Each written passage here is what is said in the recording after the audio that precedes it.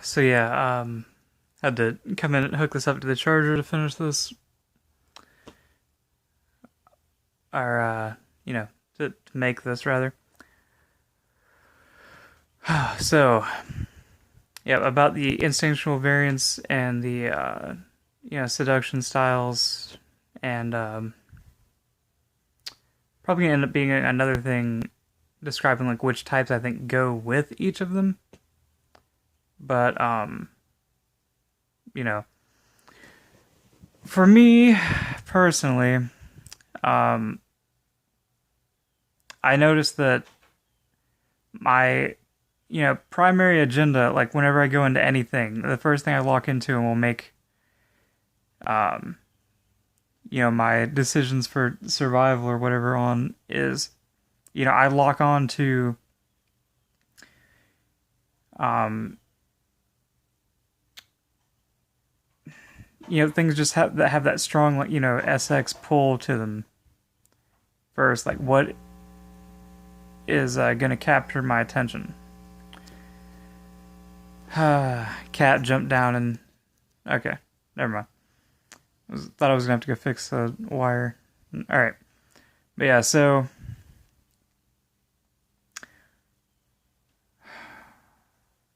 like I'll give you for instance a scenario. Say I go to the pool, okay, um, which is where I've been going a lot lately this summer.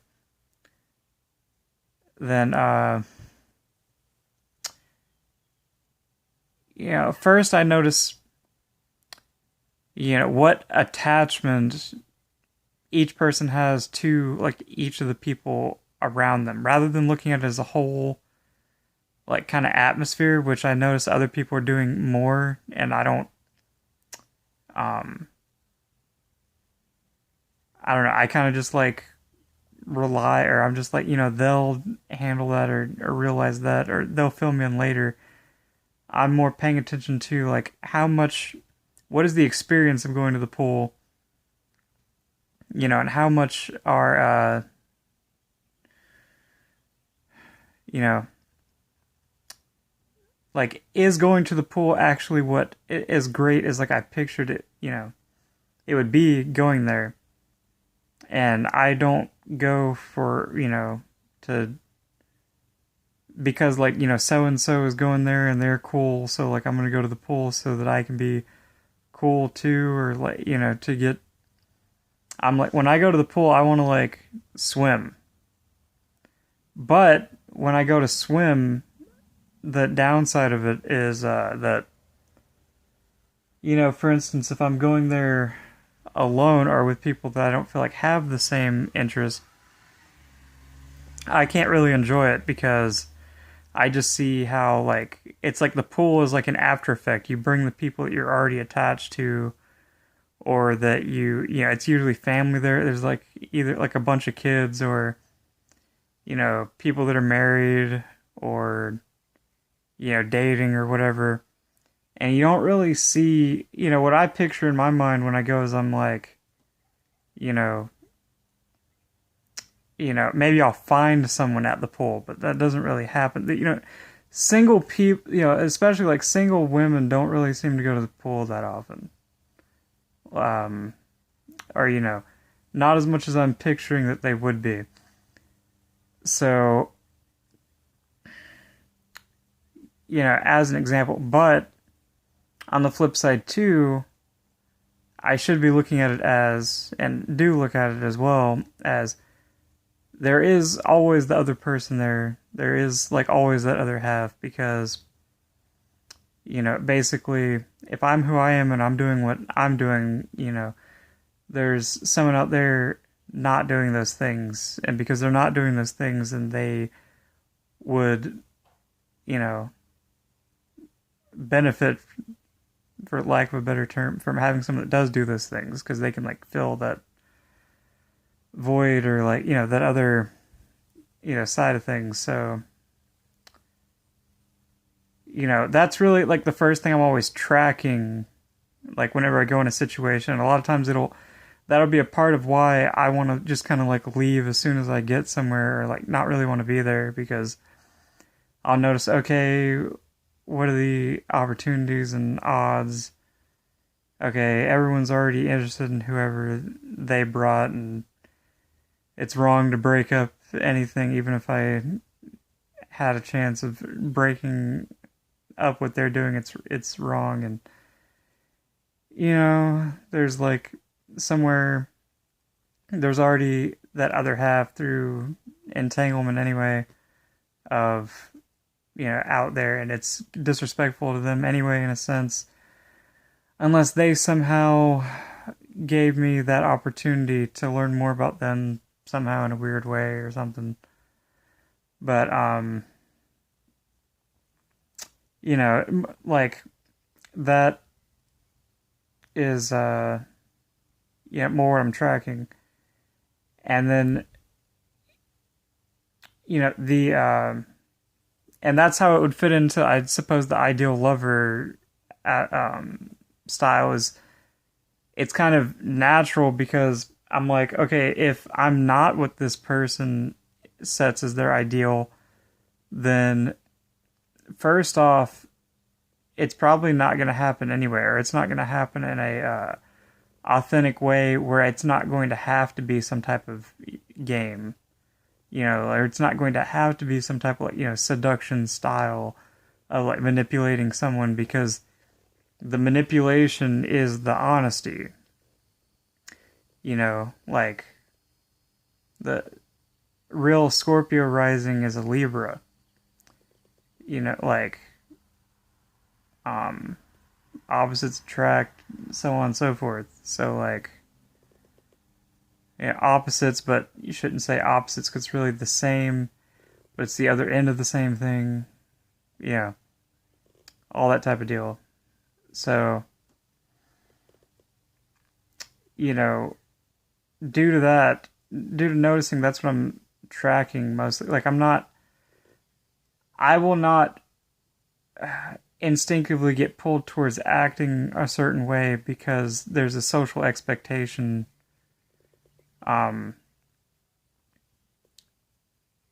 Like I just, not necessarily I will go out of my way to break the, sometimes I'll feel like it, but that's not saying I will. But it's not what I'm instinctively drawn to do. It's usually more I have to fight the instinct of, now I came to the pool, I want to swim. Like I came, like I came here to do what I came here to do, and it doesn't seem like the actual goal is being accomplished. So I'm gonna go somewhere else. So like then like I was gonna say, like the second instinct, supposedly there's either, according to not supposedly, but I shouldn't say supposedly in reference to her, but Catherine Favre, if she's saying like sometimes or a lot of times there's like an arrogance around the second function, second instinct.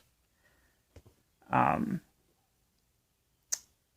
of you think you're a lot better at it than you are. Honestly, personally too, I think that you're so good at it that no one else around you realizes how good you are at it actually.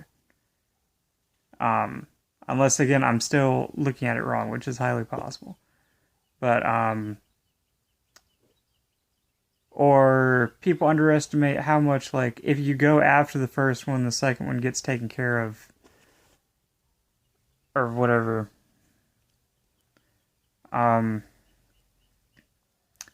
But yeah, so it makes the most sense for that to be self-preservation for me, because as I'm like looking for these authentic experiences and having those, then when things come up that have to do with surviving, like food or like having a place to sleep, if you had a good enough time with someone, then they're usually just like, and it seems this is coming from the perspective of someone that's having trouble with money, all right, which can probably uh, change your perspective of that whole thing I just said about the second instinct. But in general, or at least up to this point have had trouble with money. I'm getting it solved now, honestly. But maybe put another way, if I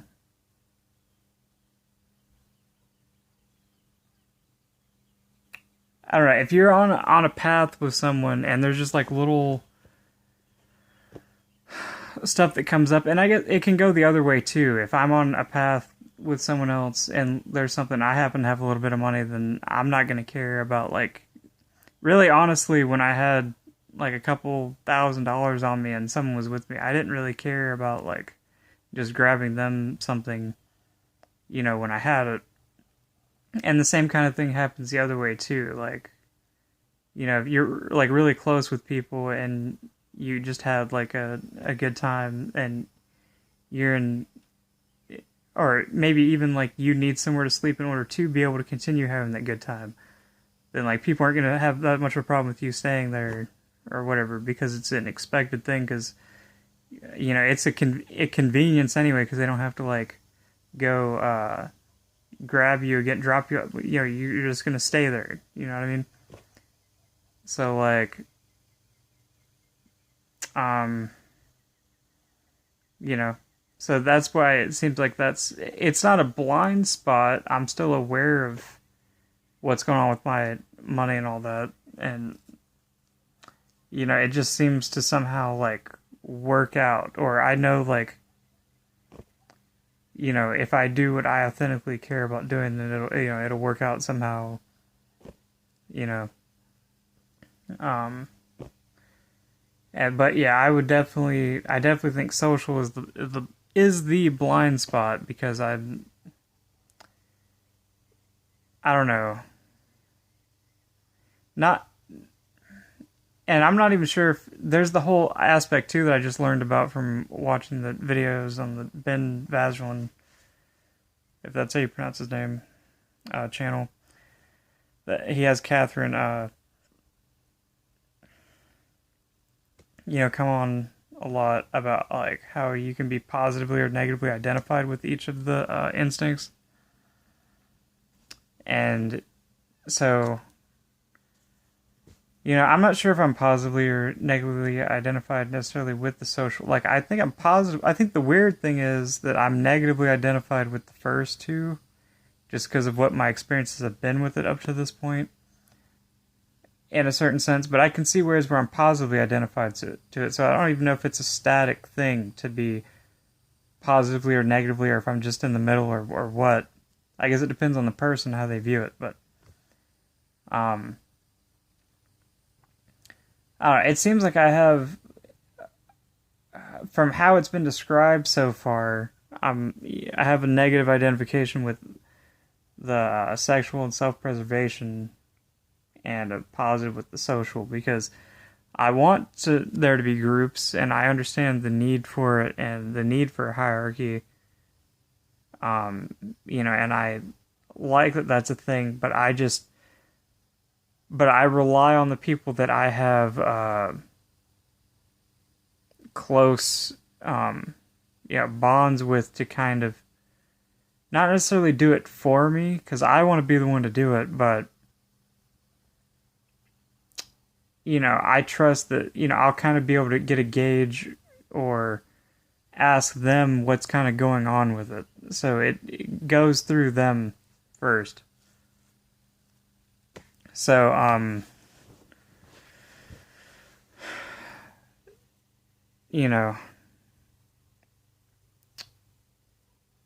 yeah.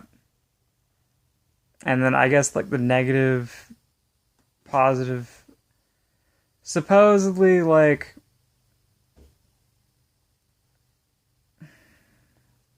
I don't know, it's kind of personal, but like, and then it can also be kind of attention seeking, which is, I'm trying to figure out how to go about it, but I'll just go about it. Like, from the descriptions, like, if you're negatively identified with the sexual instinct, for instance, that means that, like, in your past, like, you haven't felt like you've been able to, like, attract the other people that you want, and then you kind of get like a sour idea of like, other people can get that and you can't. I guess kind of like an envy thing.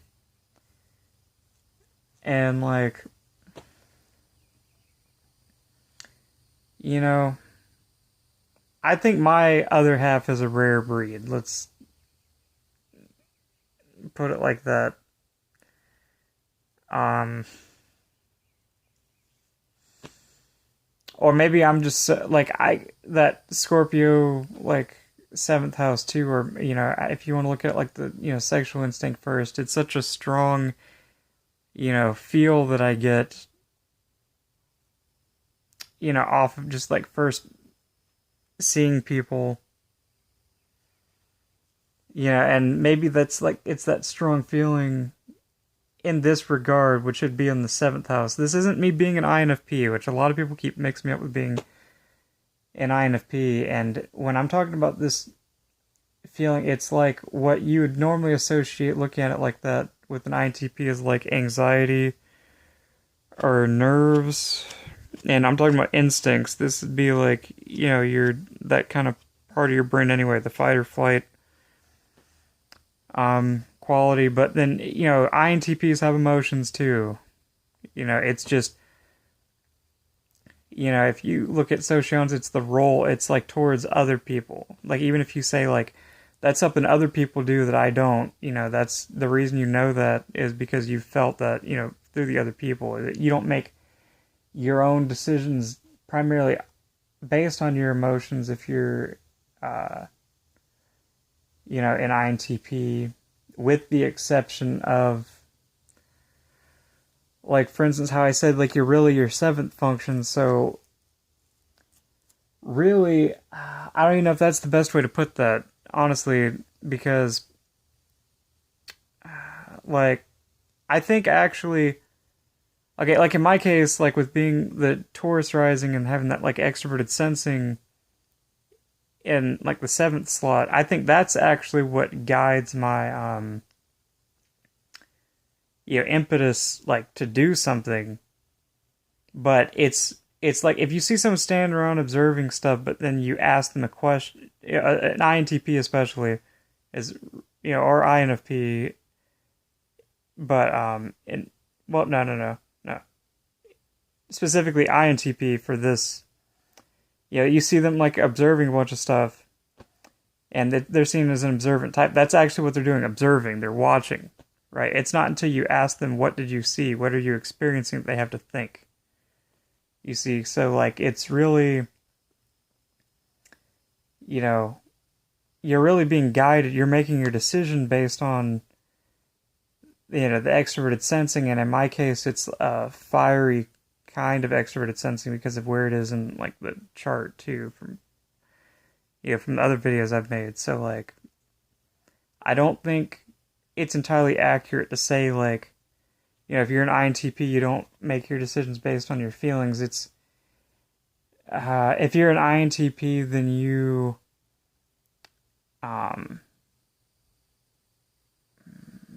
will always make a decision where you are seen as have coming from dealing with the issue through your logic.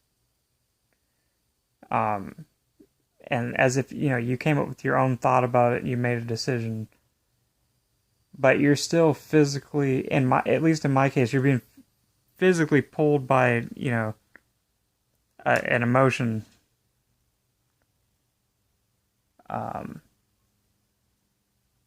So, but that doesn't mean like I'll make a decision on something just with my feelings. That I will think it through. But, do you kind of get what I mean with that? Like, anyway,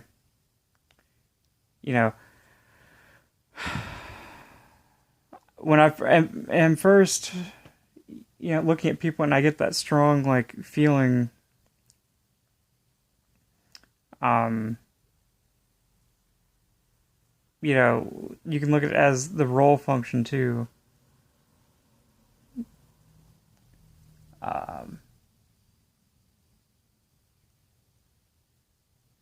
it just seems like everywhere I go, I don't get the feeling of this is someone I have a chance with. Which, granted, you could say, okay, you have to make the chance, or it's done over time, or whatever. But like, okay, let's give it a shot. Let's talk to him, and then let you talk to him, and then it's like, what are you interested in? Oh, well, a whole bunch of stuff where, um, I'm still indoctrinated by a bunch of these ideas that you already have a complete, issue with, and we won't have a chance because, like, we're just at the core, like, we just want entirely different things out of life, So, la da da da, so what's up with you? Oh, not much, just doing the pretty much work on the outskirts of things and on the fringe that you're, afraid of going into, or like, that you're definitely not going to stick with me or like work on it with. Okay. All right. Yeah. And let's do some, kind of just small talk or whatever for a minute. And oh, yeah, that's cool. Okay. Well, see ya. And then there's like no reason to talk to them again. But it's like that with like everyone. With the exception of my closest friends and like, the YouTube community. And like the RuneScape community. Yeah, when it comes to finding like another person like that. So I'm kind of negatively identified with the sexual instinct because um I don't know, because the ideal lover in my case, it's a method, but it's like me discovering like the truth of the matter too. And if they picture me as that person, then I detect that, then I go for that. You know. And then as far as like the whole, why are you, how do you do this stuff so like selflessly? Well, in the other videos too, I talk about like how I'm like a 12th house sun person, which basically means that, and this kind of lighting now is kind of fitting actually. You, it's like the 12th house is like where you spend your like alone time. And it's like I've found that that's where I shine, or that's always my situation, is like even if I am around other people, the situation may change to where now that's a networking opportunity, but still, my ego, so to speak, even though I don't have one because it's already been through all the other stuff, and it's like kind of, so to speak, like beaten out of me. So like, I see myself as I am the person that is, behind the scenes, in a more immature or like, depressed, whatever state. You could say I'm thinking of it like I'm a loner, but not really. It's just I know that I'm someone that works from behind the scenes, and that's where my, quote unquote, like kind of ego lies. I know I can do that. I know that works. I know how to do that. I know how to stick with something with the Taurus and the introverted thinking, stubbornness, long enough to like make it to where no one else is willing to put that much time into it. And then like I know that now I have a hold of that, and just out of sheer other people's laziness that they're assuming that I have, or through them wanting to do something else, they're not going to put the same amount of work I went in, so I have that. So like, so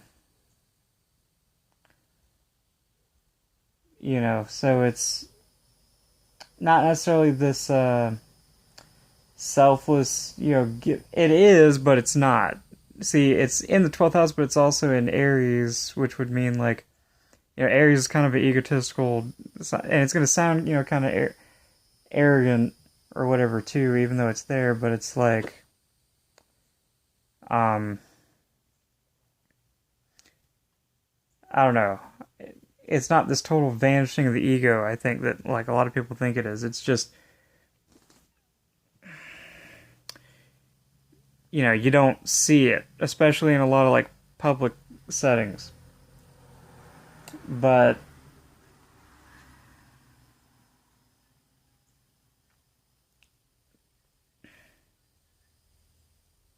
yeah, if that makes any sense. So like, it's just that I do things in a manner where I don't care to do things for myself in the way that other people do them for themselves, which is also part of the Enneagram 4 thing of like wanting to be different, but I want to be different because I see that like I don't know, the other way isn't working, and then also it is honestly a little bit more it's a lot more interesting to me. And I do like to only deal with things that are totally like new, except for the sake of being able to be calm and be peaceful through it. I do need that balance as well. But it's just like, okay, the way the ideal lover thing would work for me is that, okay, if I'm a Taurus rising and an INTP, and I think about the kind of things that I do and the way I do, then what kind of personality, what other rising sign would be interested in those things, and then I just like look for someone with those qualities, and then it's like win-win. It's not like I really scouted you out and I was like, I'm gonna force whoever this is to, which I guess you can still do that and still fall under that style, but it's more just like, okay, this is someone that would be interested in me because they're interested in these kinds of things. And so on and so forth. So like uh yeah. And then summing that up too real quick with the being positively or negatively identified sounds like such a gender inequality term, but or gender equality term. But like um negatively identified with self-preservation until maybe recently because I'm getting a better handle on it, but of like just because of how other people go about obtaining security. Like I want to create it entirely, or survive off of an entirely different method than that. And so when I see other people surviving on the old or method I don't agree with, I'm accepting, I understand it's a thing, but then at the same time it's like, well, I'm trying, I don't even want to go there because that's negative, but like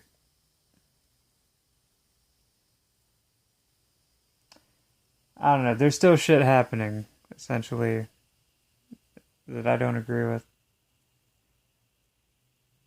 Uh, and that would be that, negative identification with that, but still positively identify with the social because I still think there should be groups, and I'm not talking about just like, okay, yeah, just like 200 people. Uh, there can be an interconnectedness of groups of 200 people, or 1 people, or 10 people, or 50 people, or, 1 people. Like, and then, through even like through the signs, if you make an impact on that sign, that it can resonate through the other people in its own way, but there's still the Scorpio quality of like you still want to aim for the people that you're going to have the most impact on, because then those are going to be the people most likely to like spread the message as well if you're trying to change someone's mind. But when I'm referencing in the sociocracy is working with people in the manner, something close at least to how they're already viewing it, maybe tweaking it like to help them see it in a healthier way sometimes. But like, you know, I'm not just saying like, for instance, just like 200, just uh, I'm saying, my group might look like that, are the ones that I associate with, and you say, like the specifically focusing on them, but if they're the most compatible with me, why not? Like, but maybe I need to look at that differently somehow. But that's where I'm coming from when I say that, and I'm gonna go ahead and end this because it's phone's probably gonna run out of space and it's getting dark. So, yep, that's that.